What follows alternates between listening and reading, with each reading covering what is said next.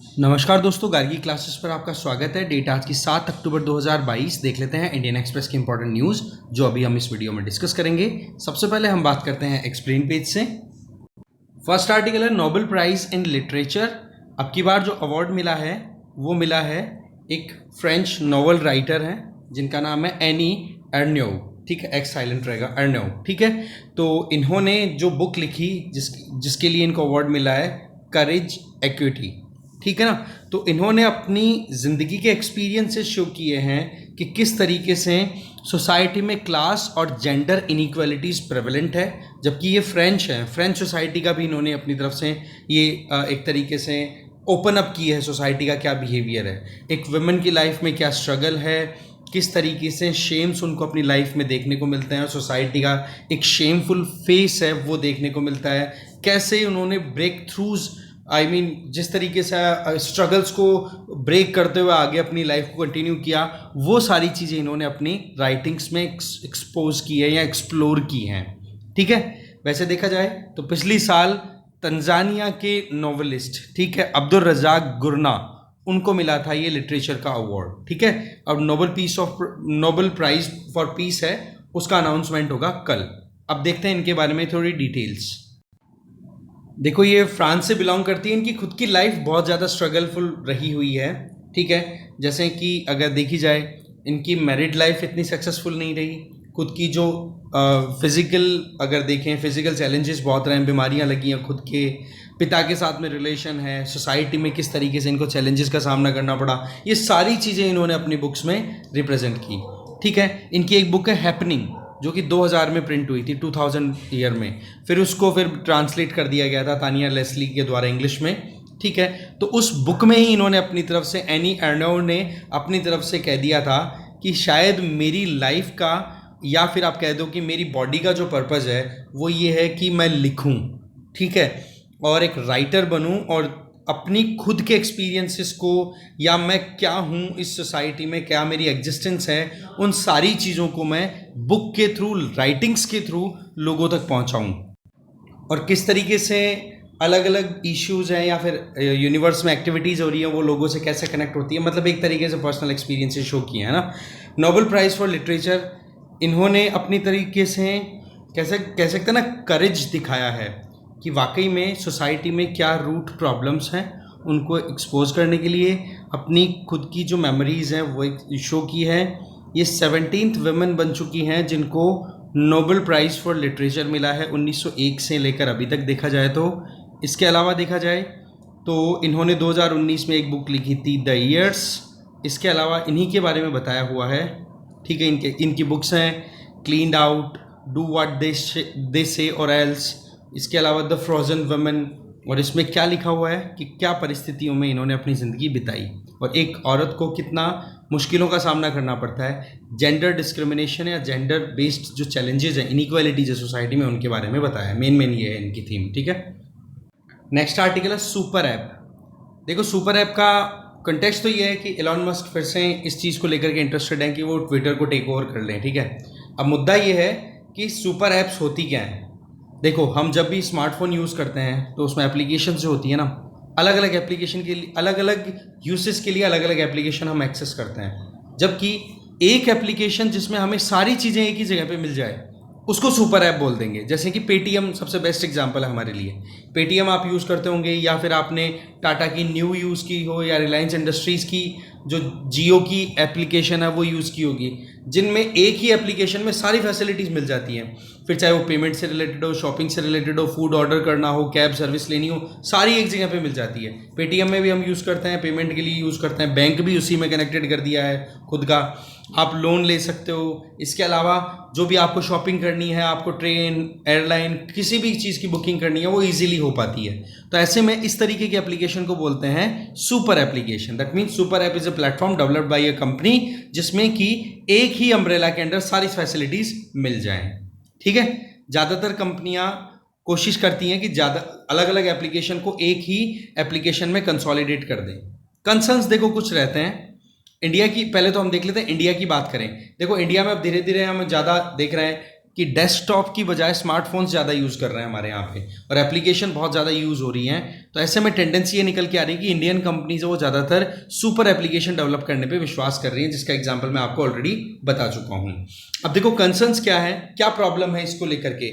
सबसे पहली चीज़ तो कि जब एक ही तरीके का सिस्टम, मतलब सारे तरीके की फैसिलिटीज एक जगह पे मिलने लग जाती है ना, तो डर रहता है मोनोपोली का कि वो कंपनी फिर अपने मनमाने तौर पर काम करनी शुरू कर देती है, जो कि फिर बाद में कस्टमर को प्रॉब्लम में डाल सकती है। दूसरी चीज़ क्या है कि सुपर एप्लीकेशन जो है वो थर्ड पार्टी सर्विसेज भी प्रोवाइड करनी शुरू कर देती है।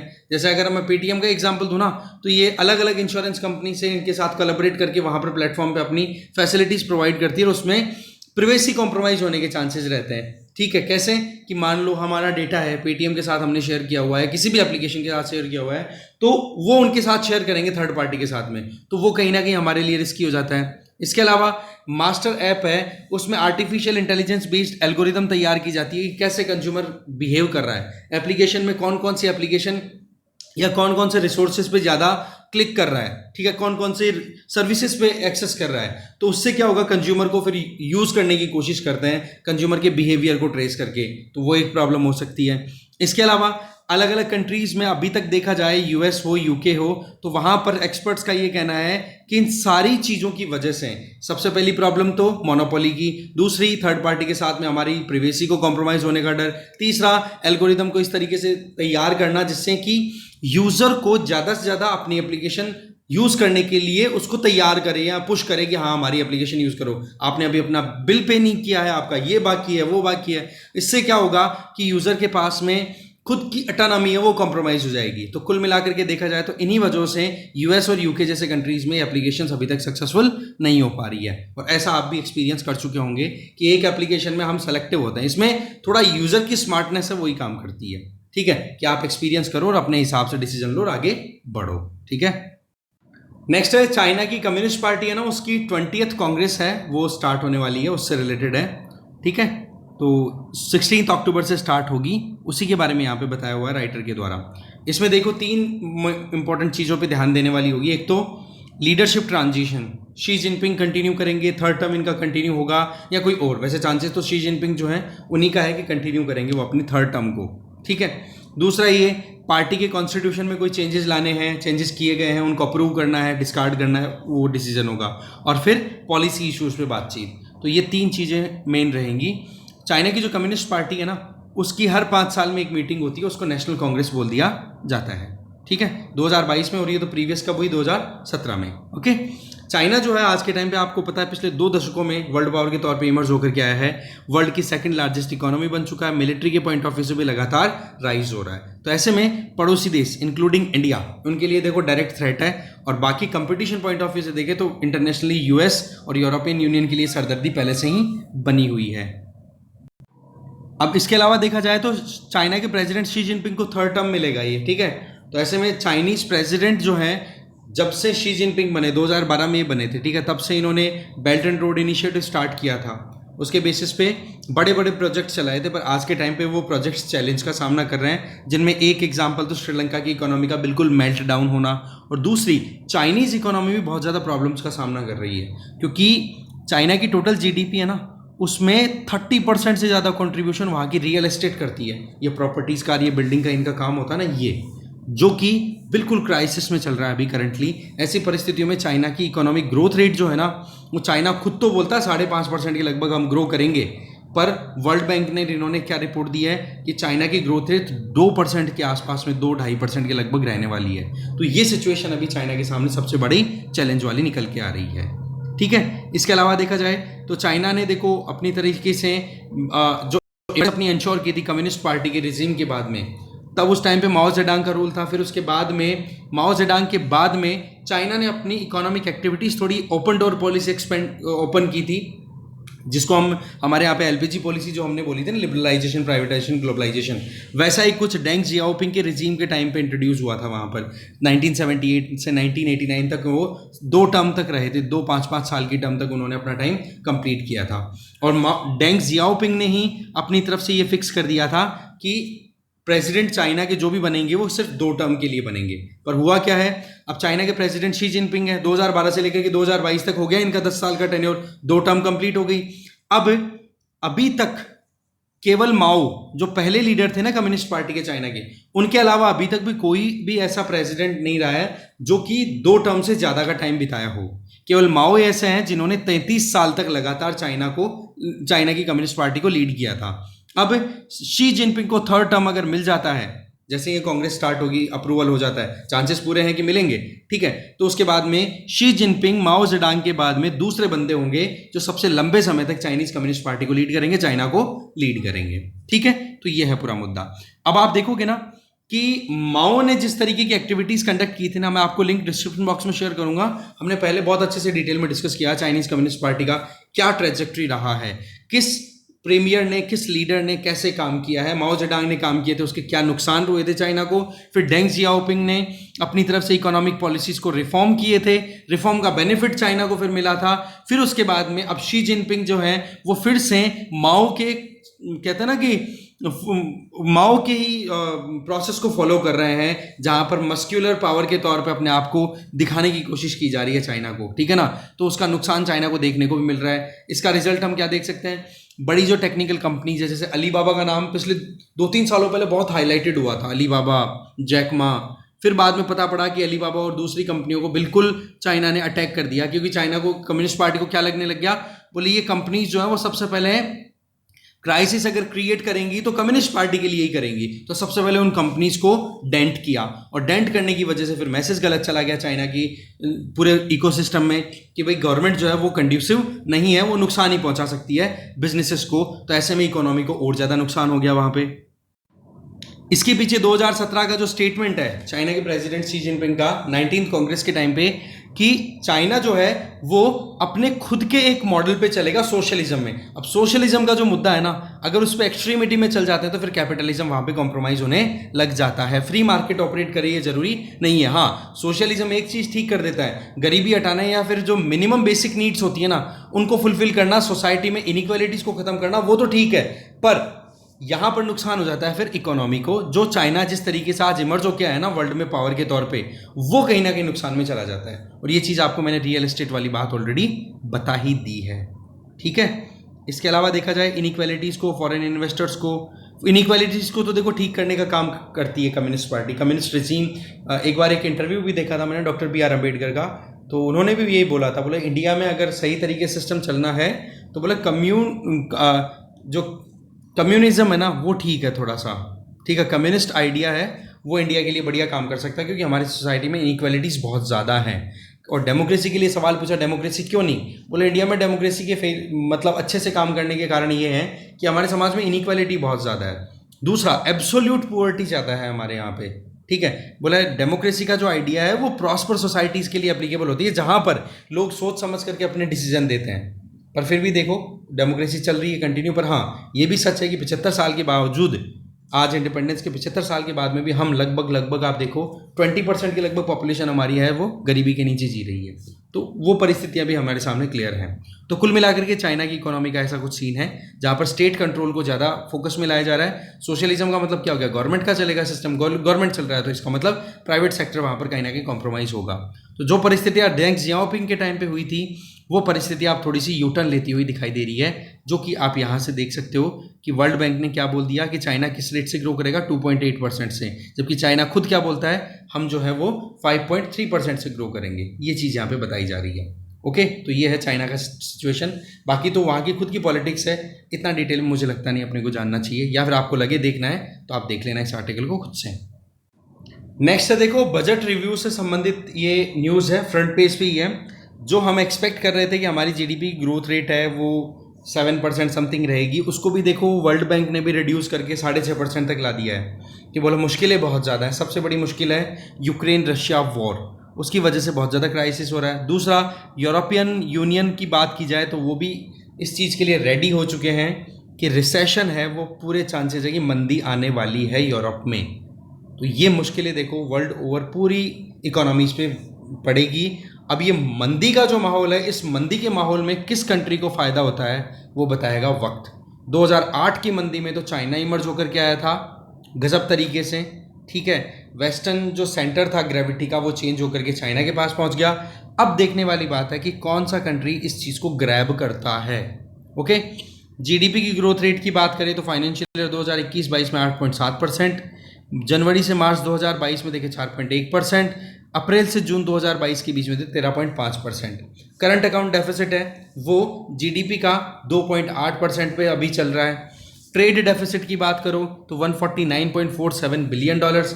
ट्रेड डेफिसिट का मतलब जो भी हम लेन देन कर रहे हैं इंटरनेशनल मार्केट से, उसमें एक्सपोर्ट कितना किया, इंपोर्ट कितना किया, उसका डिफरेंस। तो हमें क्या करना पड़ रहा है, एक्सपोर्ट कम कर रहे हैं हम, इंपोर्ट ज़्यादा कर रहे हैं। करंट अकाउंट डेफिसिट क्या होता है, ट्रेड डेफिसिट में आप जो भी रेमिटेंस आती है या फिर जो भी एड मिलती है उसको एडजस्ट कर दो आप, तो फिर ऑटोमेटिकली करंट अकाउंट डेफिसिट बन जाता है। तो current account deficit trade deficit के कंपैरिजन में कम ही मिलेगा। क्यों? क्योंकि बाहर से हमें पैसा और तरीकों से भी मिलता है। जैसे जो इंडियंस बाहर रहते हैं वो कमा करके अपने घर पे पैसा भी भेजते हैं ना, रेमिटेंस भेजते हैं डॉलर्स में, वो आ गए तो वो हम प्लस कर देते हैं तो वो डेफिसिट में से माइनस हो जाता है। इसके अलावा देखा जाए कोई दूसरे कंट्री के द्वारा या फिर कोई भी प्रोग्राम चल रहा है वर्ल्ड किसी भी एजेंसी का, यूएन का या किसी का भी, बस तो उनकी तरफ से कोई एड मिल जाए कोई भी एजेंसी के द्वारा, तो वो भी क्या है हमें प्लस करवा दे, तो ऑटोमेटिकली करंट अकाउंट डेफिसिट है वो ट्रेड डेफिसिट से कम ही मिलेगा। ये ध्यान रखना हमें, जरूरी नहीं है, चांसेस रहते हैं पर ज़्यादातर टाइम पे। फिस्कल डेफिसिट है वो लगभग 5.41 करोड़ रुपए के लगभग अभी चल रहा है। 5.41 लाख करोड़ रुपए के लगभग अभी चल रहा है फिस्कल डेफिसिट। फिस्कल डेफिसिट का मतलब गवर्नमेंट के पास में रेवेन्यू कितना आया, मतलब इनकम कितनी हो रही है, खर्चा कितना कर रही है गवर्नमेंट, तो उसमें से खर्चा अगर ज़्यादा हो रहा है तो क्या हो जाएगा, फिस्कल डेफिसिट। ठीक है, इसका मतलब उस खर्चे को कॉम्पनसेट करने के लिए क्या करना पड़ता है गवर्नमेंट को, मार्केट से उधार, और उधार लिए हुए पे ब्याज देना पड़ता है। ठीक है, तो अभी फिलहाल ये स्टेट है। दूसरी अगर देखिए तो सर्विस सेक्टर सितंबर में अच्छा परफॉर्म नहीं कर पाया, ये चीज़ यहाँ से क्लियर होती है। ठीक है, यहाँ पर S&P global India service purchasing managers index की बात करें तो वो 54.3% पे 54.3 पे चल रहा है, जो कि मार्च में अगस्त में 57.2 पे था। कुल मिलाकर के डिक्लाइन देखने को मिला है सर्विस में भी। तो ये क्या शो कर रहा है कि इकोनॉमी के लिए बहुत ज़्यादा मुश्किलें हैं आगे।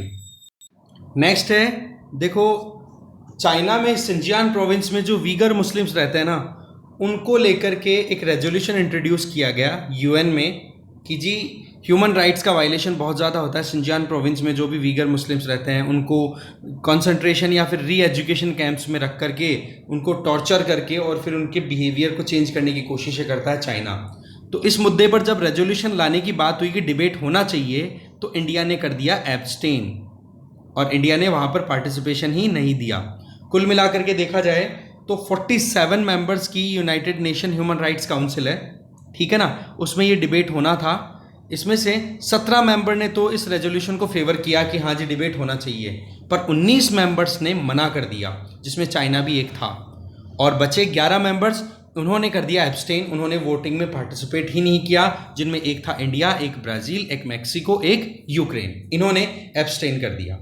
ठीक है, अब ये लोकेशन कहाँ पर है सिंजियान प्रोविंस की, वो मैं आपको बताता हूँ। नॉर्थ वेस्टर्न रीजन में लोकेटेड है, जो कि हमारे लद्दाख वाले एरिया से भी अपनी बॉर्डर शेयर करता है। ठीक है, देखते हैं उसको भी, मैप में लास्ट में बताऊंगा, पहले हम न्यूज़ देख लेते हैं। इसके अलावा हमारे जो चीफ इकोनॉमिक एडवाइज़र हैं अभी गवर्नमेंट ऑफ इंडिया के लिए, वो है अनंता नागेश्वरन। नेक्स्ट न्यूज़ है, हमारे external affair minister S Jaishankar ji देखो अभी न्यूजीलैंड की विजिट पे गए हुए हैं। ये पहली बार उनकी विजिट है फॉरेन अफेयर मिनिस्टर के तौर पे न्यूजीलैंड के लिए। तो वहाँ पर जो जेसिंडा नाम वहाँ की प्राइम मिनिस्टर हैं, यहाँ पर देख सकते हो जेसिंडा आर्डर्न, तो इनसे बातचीत हुई ना, तो इंडिया ने अपनी तरफ से बोल दिया, बोले कि हम हमारी तरफ से पूरी कोशिश करें कि युद्ध रुके। दूसरी तरफ ये कोशिश ये रही है कि जो ज़ैपोरिज़िया न्यूक्लियर पावर प्लांट है उसके आसपास में जो बॉम्बिंग करता है रशिया, बोले उसको बंद करें, नहीं तो न्यूक्लियर कैटास्ट्रॉफ में कन्वर्ट हो सकता है अगर वहाँ पे कोई भी लीकेज हो जाते हैं न्यूक्लियर रेडिएशन के। ठीक है, और इसके अलावा देखा जाए तो हमारे external affair minister S Jaishankar ji ने एक बात ये भी बोली है कि फ्री ट्रेड एग्रीमेंट खैर ज़रूरी होते हैं अपनी जगह पे, पर बिना फ्री ट्रेड एग्रीमेंट साइन हुए भी दो कंट्रीज़ के बीच का ट्रेड अच्छा हो सकता है। जैसे कि इंडिया जो है वो यूरोपियन यूनियन, यूएस, चाइना, इन कंट्रीज़ के साथ कोई फ्री ट्रेड एग्रीमेंट नहीं है, फिर भी ट्रेड उनके साथ अच्छा होता है। तो बोला इंडिया न्यूजीलैंड भी इसी तरीके से आगे बढ़ सकते हैं। तो न्यूजीलैंड का मैप भी हम एक बार देख लेंगे। इकोनॉमी पेज वाली न्यूज़ है वो पहले मैंने आपको हाईलाइट करी दी थी कि वर्ल्ड बैंक ने फाइनेंशियल ईयर 2023 दैट मीन्स 2022-23 के लिए इंडिया की ग्रोथ रेट को 100 बेसिस पॉइंट से रिड्यूस करते हुए क्या बोल दिया, 6.5%। पहले तो बोला था 7.5%, अब बोले 6.5% से इंडियन इकोनॉमी ग्रो करेगी। इसके पीछे कारण क्या है, रशिया यूक्रेन वॉर, ये बहुत बड़ा कारण है। ठीक है, इसका नुकसान होने वाला है इंडिया को नहीं, ग्लोबल इकोनॉमी को। देखो ना वेस्टर्न सोसाइटी का क्या हाल हो रहा है, रिसेशन तक की बात बोल दी गई है। इसके अलावा साउथ एशिया की बात करें, जहां पर हम इंडिया, पाकिस्तान, अफगानिस्तान, बांग्लादेश, श्रीलंका, नेपाल, भूटान, मालदीव्स, इनको मिला करके कंबाइन अगर इकोनॉमी की ग्रोथ रेट की बात करें तो वो 6.8% थी, उसको रिड्यूस करके कितना बोल दिया, 5.8%। ओके, साउथ एशिया का भी एक बार मैप देख लेंगे। ये आप देख सकते हो आपके सामने शिनजियांग प्रोविंस है जो कि मंगोलिया, इधर थोड़ा सा रशिया के साथ, कजाकिस्तान, तजिकिस्तान, किर्गिस्तान, ठीक है, अफगानिस्तान, और इधर पाकिस्तान के साथ सीधा बॉर्डर शेयर नहीं होता है। बाकी इंडिया में लद्दाख वाला एरिया है ही हमारा, इसके साथ बॉर्डर शेयर होती है। यहाँ पर वीगर मुस्लिम्स हैं। ओके, ये बीजिंग हो गया, यहाँ की कैपिटल। चाइना की बॉर्डर किस किस के साथ शेयर होती है देख लो भैया, रशिया के साथ हो ही रही है, मंगोलिया के साथ हो रही है, फिर इधर कजाकिस्तान, किर्गिस्तान, तजिकिस्तान, इनमें थोड़ा मैं कंफ्यूज हूँ, ठीक है, थोड़ा ध्यान रख लेना। कजाकिस्तान किर्गिस्तान में कौन से ऊपर है, तजिकिस्तान और किर्गिस्तान में, ठीक है। बाकी इधर देख सकते हो अफगानिस्तान के साथ हल्की सी बॉर्डर शेयर हो जाए तो ठीक है। बाकी पाकिस्तान के साथ में बॉर्डर डायरेक्टली शेयर नहीं होती है। ये पाकिस्तान ऑक्यूपाइड कश्मीर वाला जो एरिया, गिलगिट बाल्टिस्तान, उसके थ्रू जो है चाइना पाकिस्तान इकोनॉमिक कॉरिडोर निकाल रखा है, नहीं तो सीधा पाकिस्तान के साथ कोई लिंक है नहीं वैसे, ठीक है ना। और देखा जाए इधर देख सकते हो नॉर्थ कोरिया के साथ बॉर्डर शेयर होती है। फिर आप देख सकते हो इधर वियतनाम है, ये लाओस है, ये म्यांमार है, इधर भूटान आ गया, ये नेपाल, ये वाला रीजन हो गया तिब्बत, ये रीजन्स यहाँ पे बॉर्डर शेयर कर रहे हैं। इधर देख सकते हो ये ईस्ट चाइना सी है, इधर वाला ये ईस्ट चाइना सी है, इधर नीचे की तरफ साउथ चाइना सी है। ओके, यहाँ पर आप देख सकते हो न्यूजीलैंड का मैप, ये ऑस्ट्रेलिया, ये है न्यूजीलैंड, न्यूजीलैंड की कैपिटल वेलिंगटन। थोड़ा डिटेल में देख लेते हैं न्यूजीलैंड की लोकेशन को और भी। बेसिकली न्यूजीलैंड और ऑस्ट्रेलिया को सेपरेट करने वाला जो सी है उसको बोलते हैं तस्मान सी, ठीक है। और न्यूजीलैंड के दो आइलैंड्स है, एक तो नॉर्थ आइलैंड और एक साउथ आइलैंड, दो आइलैंड्स में डिवाइडेड है ये कंट्री। ओके, नॉर्थ आइलैंड में अगर देखो तो इंपॉर्टेंट सिटीज़ का नाम देखो तो ऑकलैंड नाम से एक सिटी यहाँ पर है, वेलिंगटन सिटी है वो जो कि नॉर्थ आइलैंड के साउथ में लोकेटेड है, ठीक है। और ये जो नॉर्थ आइलैंड और साउथ आइलैंड है इनको सेपरेट करने वाली वाटर स्ट्रेट है उसको कुक स्ट्रेट बोला जाता है, ठीक है। इसके अलावा न्यूजीलैंड की इंपॉर्टेंट सिटीज़ की बात करो तो एक ये क्राइस्ट चर्च है, ठीक है। और इसके अलावा यहाँ पर देख सकते हो यहाँ पर माउंटेन रेंज है जिसका नाम है सदर्न आल्प्स। ओके, इधर ड्यूनेडिन करके एक सिटी और है, और बाकी ये सदर्न पैसिफिक ओशन इधर आई गया। तो थोड़ा इसको ध्यान से देख लेना आप, ठीक है, न्यूजीलैंड के मैप को। ओके, आगे चलते हैं। बस इस डिस्कशन में इतना ही था। Thank you very much.